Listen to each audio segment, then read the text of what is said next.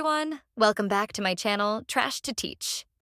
Build your own private AI assistant, fully offline, trained on your data. Every time you ask a chatbot to help you write something personal, a journal entry, a business idea, a question about your health, that text goes somewhere. It gets processed on someone else's server, under someone else's policy, and you're trusting a company you've never met to handle it responsibly. For a lot of tasks, that's fine, but for some things, it isn't. So today, we're removing that trust requirement completely. We're building a real working AI assistant, one that runs entirely on your own machine, never sends a single byte to the internet, and can be trained to understand your own documents, notes, and projects. No subscription, no API key, no account. Once this is set up, you could disconnect your Wi-Fi entirely, and it would keep working exactly the same. This is a full build, start to finish. By the end of this video, you'll have your own private AI assistant running locally, customized with your own data, with a clean interface you can actually enjoy using every day. Let's get into it. Welcome back to Trash to Teach.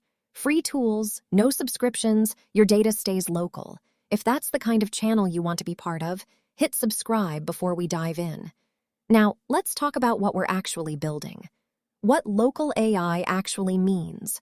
Before we install anything, I want you to actually understand what's happening under the hood. Not just copy-paste commands, understand it. Because once you get this, you'll never look at AI tools the same way again. When you use a tool like ChatGPT or Gemini, here's the real flow. You type a message, it travels over the internet to a data center somewhere. A massive model running on industrial-grade GPUs processes it, and the response travels back to you. That model might have tens or hundreds of billions of parameters. It's incredibly powerful, but it's also not yours. You're renting access to someone else's brain on someone else's terms. Local AI flips that entirely. Instead of a model living on a remote server, we run a smaller, but still genuinely capable, model directly on your own CPU or GPU. The thinking happens on the same machine you're sitting in front of right now. Now, I'll be honest with you about the trade-off because every tutorial that doesn't mention this is lying to you.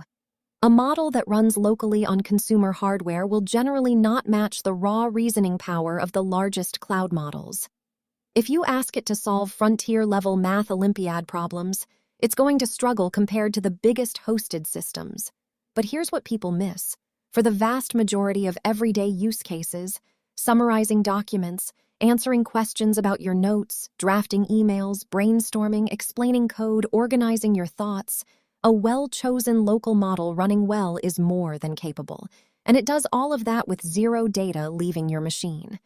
There's a second piece that makes this setup genuinely powerful, not just private, and that's feeding the model your own data. We're going to set up something called retrieval, basically giving our local AI the ability to read through your personal documents, notes, or project files and answer questions specifically about them. Not generic internet knowledge, your knowledge. That's the real unlock here. A private assistant that actually knows your stuff. What we're installing and why. Let's talk about the toolkit. I'm picking each one of these for a specific reason, and I want you to understand why, so if you ever want to swap a piece out later, you know exactly what you're swapping. Tool 1. Ollama. This is the engine room. Ollama is a free open-source program that handles downloading, running, and managing local AI models. Think of it like a package manager, but for AI brains instead of software. It handles all the painful technical setup, the model formats, the hardware acceleration, the memory management, behind one simple command. Tool 2. A language model. We're going to use one of the efficient mid-sized open models, something in the 7 to 8 billion parameter range.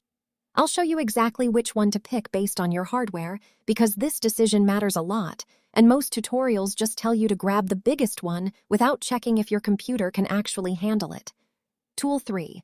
A chat interface. Talking to a model through a terminal works, but it's not exactly comfortable for everyday use. We're going to install a clean browser-based chat interface, completely free and open source, that looks and feels like the AI chat apps you're already used to, except it's all running on localhost. Tool 4. A local knowledge base/RAG system. This is the piece that lets the model actually read and reference your own files. We'll set up a document folder, the assistant will index it, and then you can ask questions like, summarize my notes from last week, or what did I write about this project? And get accurate answers pulled directly from your own content. That's the whole stack. 4 pieces, all free, all running locally. Let's check your hardware, then start installing. Hardware check. This is the section a lot of tutorials skip, and it's the reason a lot of people give up on local AI thinking it doesn't work. It's not that it doesn't work, it's that they tried to run a model too big for their hardware and got a frozen, painfully slow experience, then quit. Let's check your specs properly. On Windows, press Windows key, type System Information, and look at your installed RAM and processor. If you have a dedicated GPU, open Task Manager, go to the Performance tab, click GPU, and note the dedicated memory amount. On Mac, click the Apple menu, About this Mac. Apple Silicon Macs, M1 through M4, have a real advantage here because the memory is unified between CPU and GPU, which local AI models take advantage of really efficiently. On Linux, run free-HLS CPU NVIDIA-SMI. Here's the practical breakdown, and I'm going to be straight with you on what to expect at each tier. 8 GB RAM, no dedicated GPU. You can run small models, 3 billion parameters, usable but noticeably slower responses.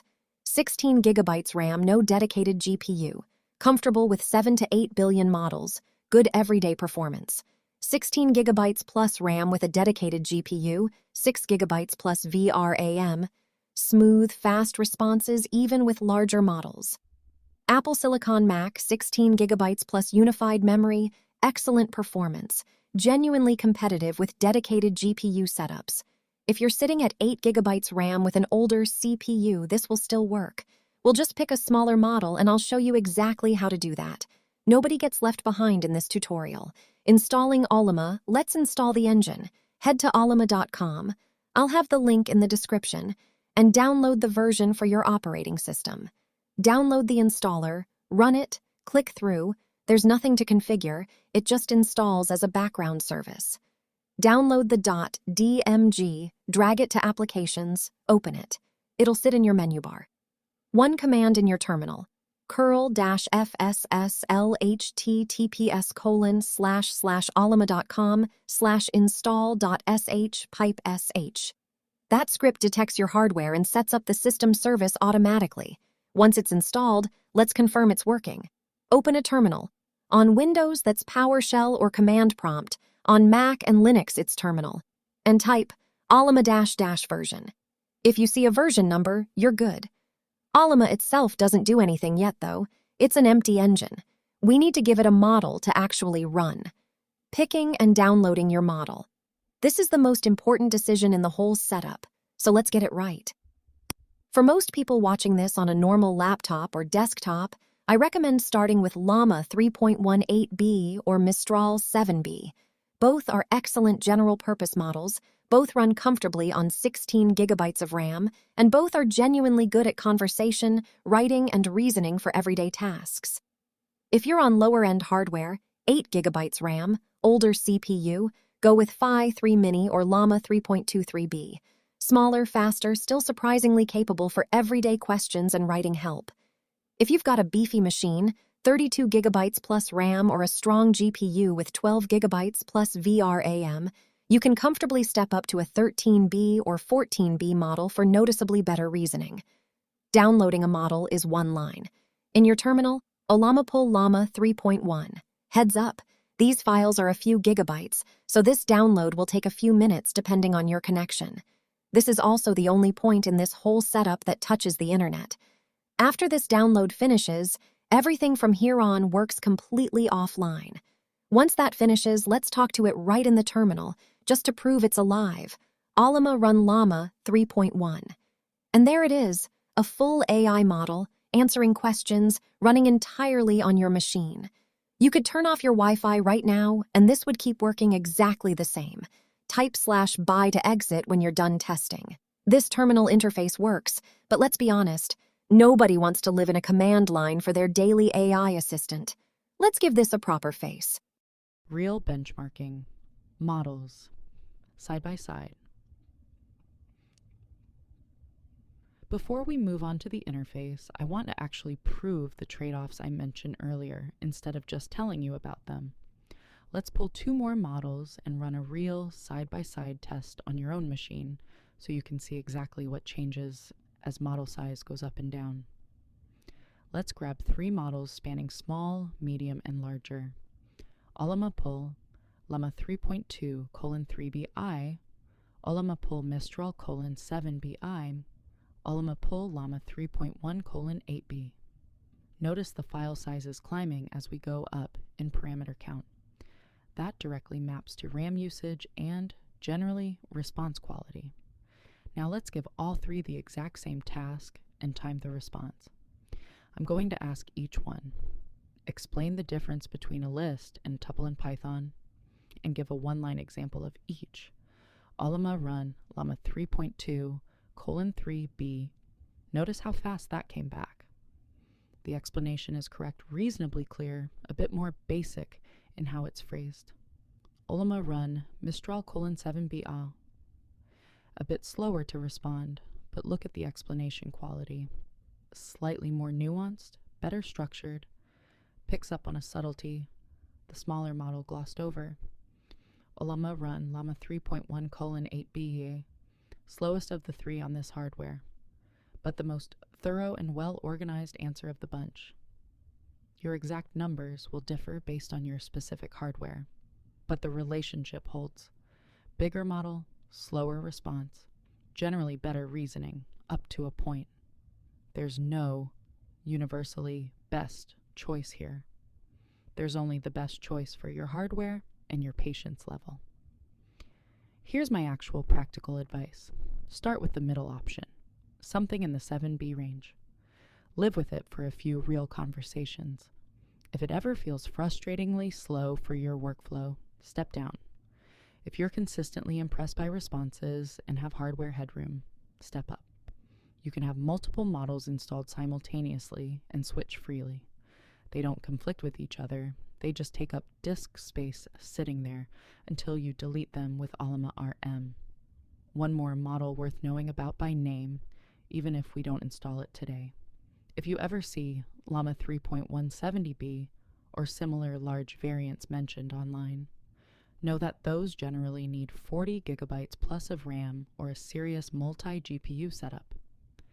That's enthusiast or workstation territory, not a typical laptop.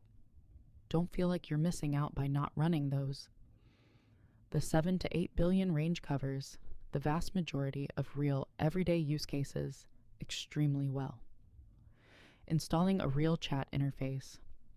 We're installing Open WebUI, a free open source chat interface that looks and feels like ChatGPT, except every single thing it does happens locally and talks directly to your Ollama installation. The easiest install method uses Docker, so let's grab that first if you don't already have it. Download Docker Desktop from docker.com, install it, and let it finish setting up in the background. This might take a couple of minutes the first time. Once Docker is running, we install Open WebUI with a single command, docker run -d -p 3000:8080 --add -host equals host docker.internal : host -gateway -v open -web UI : /app /backend /data -name open -web UI -restart always gher dot io / open -web UI / open -web UI : main -d runs it in the background. -p3000:8080 makes it accessible on your browser at port 3000-v open -web. UI : ... creates persistent storage, so your chat history and settings survive restarts. Restart always means it auto-starts if you reboot your machine. Once that finishes pulling, open your browser and go to http://localhost:3000. It'll ask you to create an account. Don't worry. This account is entirely local too, stored only on your machine, not sent anywhere. This is just so the interface can separate user settings if multiple people use the same install. And look at that, a clean, modern chat interface, fully private, talking to the model we downloaded earlier. This already beats most subscription AI tools in one specific way. This one is yours, forever, for free, and it will never log what you say to it anywhere outside this machine. Take a second and actually chat with it. Ask it something. Get a feel for the response speed on your hardware. If it feels sluggish, that's our cue to revisit model size. And I'll cover that fix later in this video. Connecting your own documents. Okay. Everything up to this point gives you a private ChatGPT alternative. Useful, but honestly, lots of tutorials stop right here and call it done.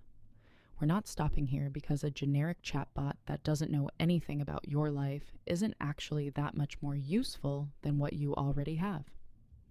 What we're doing now is giving this assistant access to your own documents. And I mean that literally.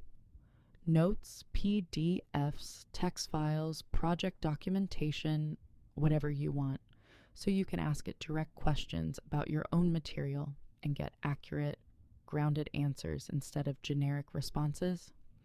The technique behind this is called RAG, Retrieval Augmented Generation. Don't worry about memorizing that term, but I do want you to understand the concept because it'll help everything that follows make sense. Here's what actually happens. Your documents get broken into small chunks of text. Each chunk gets converted into something called an embedding. Basically, a mathematical fingerprint that represents its meaning. All of those fingerprints get stored locally in a small database. Then, when you ask a question, the system finds the chunks whose fingerprints most closely match your question's meaning, pulls those specific chunks out, and hands them to the language model along with your question, essentially saying, here's some relevant context. Now, answer this. The model isn't memorizing your documents permanently. It's looking them up, fresh, every single time you ask.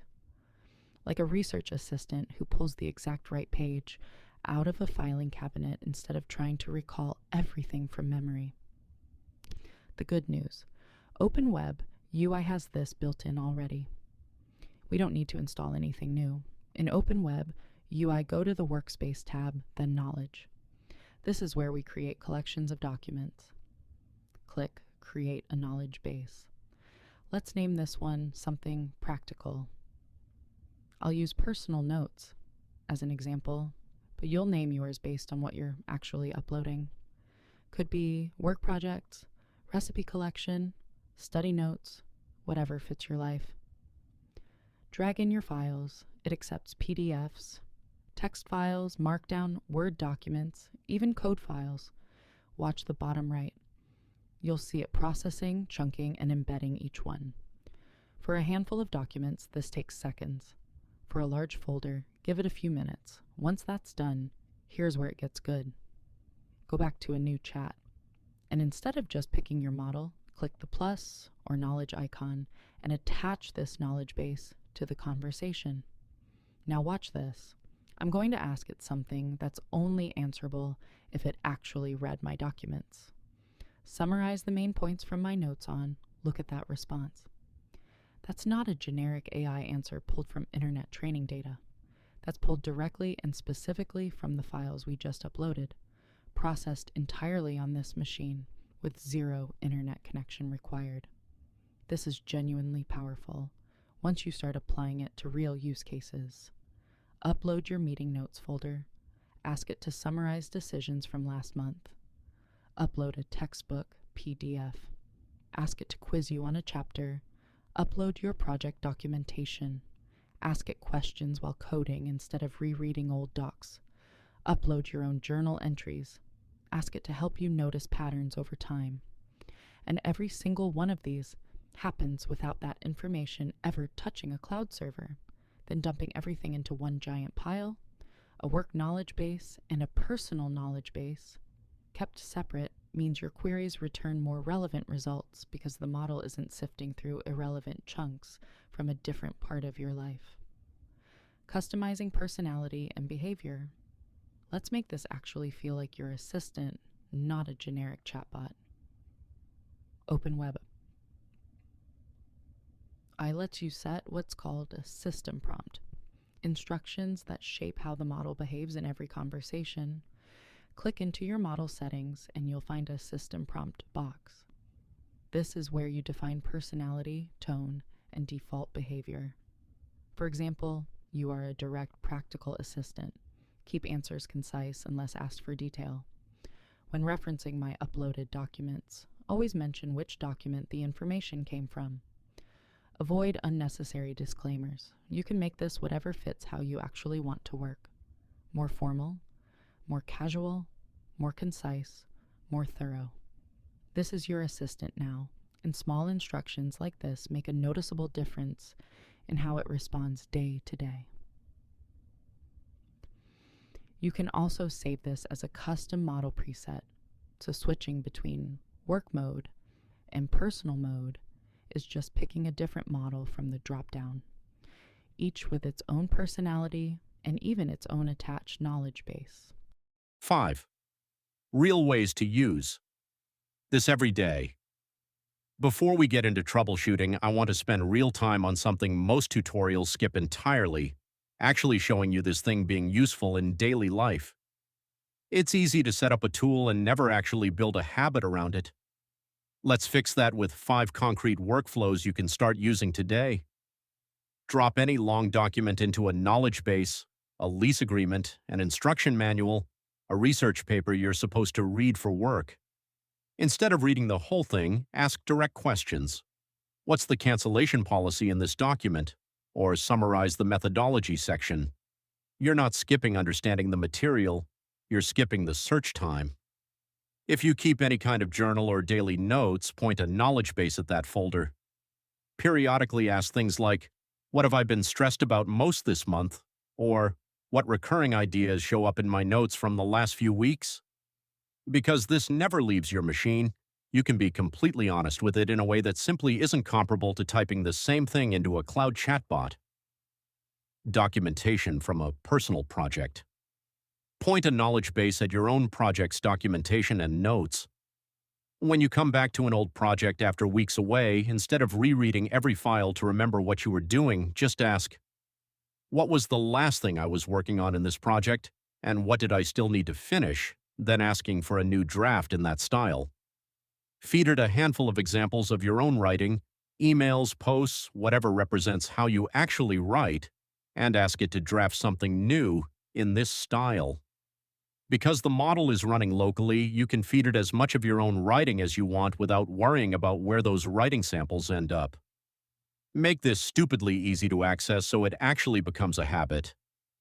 Bookmark localhost 3000 in your browser or create a desktop shortcut.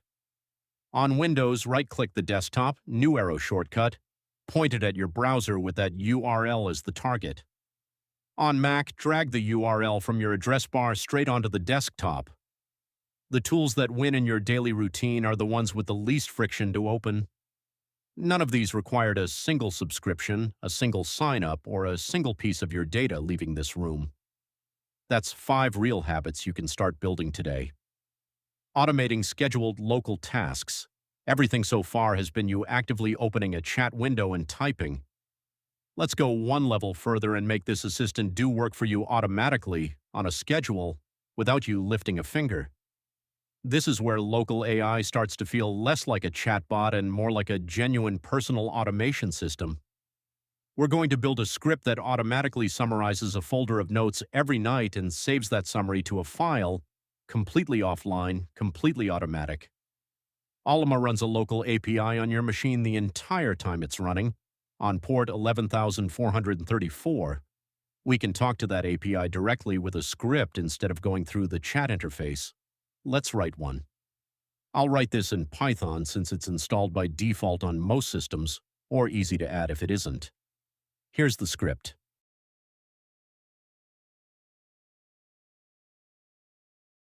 Let's break down what's happening piece by piece. Read_all_notes walks through a folder and combines every text and markdown file into one block of content. Summarize_with_Ollama sends that combined content to our local Ollama API. Notice that URL localhost:11434. That's not a website, that's literally a port on your own machine, only reachable from this computer, and main ties it together. Read the notes, get a summary, save it to a dated file. Let's run it once manually to confirm it works. Python daily_summary.py. There it is. A real, accurate summary of an entire folder of notes, generated completely locally, saved as a plain text file we can read any time. Now let's automate this to run every night without us doing anything. Open Task Scheduler, click Create Basic Task. Name it Daily Notes Summary. Set the trigger to daily, pick a time. I'd suggest somewhere late at night when your computer's typically on but you're not actively using it. For the action, choose Start a Program, point it at your Python executable, and add the script's path as an argument. Open your terminal and type crontab-ee. Add this line to run it every night at 11 p.m. 023. */usr/bin/python 3/path/to/daily_summary.py, save and exit. That's it, cron handles the rest. Fresh summary of your notes from the previous day, generated by your own private AI without you doing a single thing. This same exact pattern, script talks to the local Ollama API, does something useful, saves or sends the result, can be adapted for almost anything. Summarizing downloaded articles, generating a daily to-do list from your calendar exports, even drafting routine email replies for you to review. The script structure barely changes, only the prompt and the data source do. I'm not going to build 10 different versions of this in one video. That's genuinely a whole video on its own, and if there's interest, I'll make it. But you now understand the actual underlying technique well enough to adapt it yourself. If your responses are coming back slowly, don't panic and don't assume local AI just doesn't work. There's almost always a fix. Let's walk through the most common causes in order. First, check model size versus your RAM. Open your system monitor while asking a question. If you see memory maxing out and your system swapping to disk, your model is too big for your hardware. The fix is simple. Pull a smaller model, Ollama, pull Llama 3.2:3BE, then switch to it in the Open WebUI. iModel dropdown. Smaller parameter count means less math per response, which means faster replies, at the cost of somewhat less nuanced reasoning. For everyday tasks, this trade-off is usually barely noticeable. Second check, are you using your GPU? Run Ollama PS. This shows you whether the currently loaded model is using GPU or CPU. If you have a dedicated GPU but it's showing CPU only, your GPU drivers might need updating, or your GPU might not have enough VRAM for that specific model size. Third check, background load. Close unnecessary browser tabs and background apps before running the model. Local AI is genuinely resource-intensive, and 100 open Chrome tabs competing for the same RAM will absolutely slow things down. Fourth option, quantized models. Most models on Llama come in different quantization levels, essentially compressed versions that trade a small amount of precision for significantly better speed and lower memory use. If you pull a model and don't specify a tag, you usually get a sensible default, but you can explicitly grab a more compressed version. Ollama pull, Llama 3.1:8b-instruct-q4_0. That Q4 means 4-bit quantization, a noticeably smaller, faster file, with a quality trade-off that's genuinely hard to notice in everyday conversation. Backing up and securing your setup. One thing nobody talks about with local AI setups: what happens if your computer dies or you need to move this to a new machine? Let's make sure you don't lose your knowledge bases, your custom system prompts, and your chat history. Everything Open WebUI stores, your documents, your embeddings, your settings, your chat history, lives inside that Docker volume we created earlier. called Open WebUI. Let's find exactly where that lives.